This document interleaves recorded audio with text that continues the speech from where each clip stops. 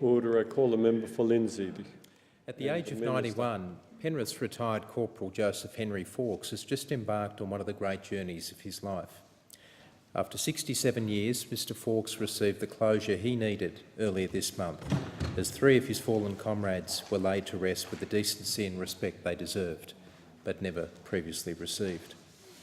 Earlier this year, I was approached by Mr Gary Dean, a friend of Henry Fawkes, who told me of his long and distinguished career in the armed services. I was greatly moved by his story.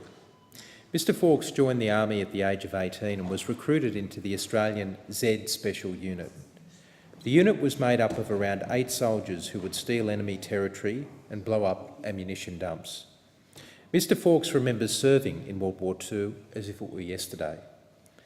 In 1945, he recalls interviewing natives on Celebes Island in Indonesia.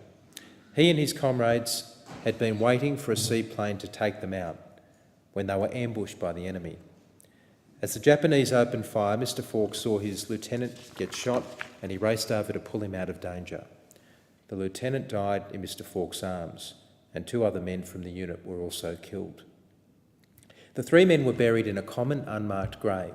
Their remains were shifted by the US military from the Celebes to the Philippines. Mr Fawkes has spent the past 67 years wondering where his fallen comrades were laid to rest and wishing they could be honoured and remembered with proper headstones. This year, he finally received the closure he needed. As the last surviving member of his unit, Mr Fawkes was notified that the remains of his comrades had been identified and were to be reburied in Bomana Cemetery in Port Moresby as part of the 70th anniversary of Kokoda celebrations. Determined to bid farewell to his comrades with the respect and dignity they deserved, Mr Fawkes was eager to embark on the trip to Port Moresby. After hearing Henry's moving story, I contacted the Minister for Veterans Affairs, Warren Snowden, who immediately arranged for Mr Fawkes and his daughter to attend the Port Moresby commemoration as guests of the federal government. Mr Fawkes said he would proudly represent all his comrades at the service, which was held on the 6th of November this year.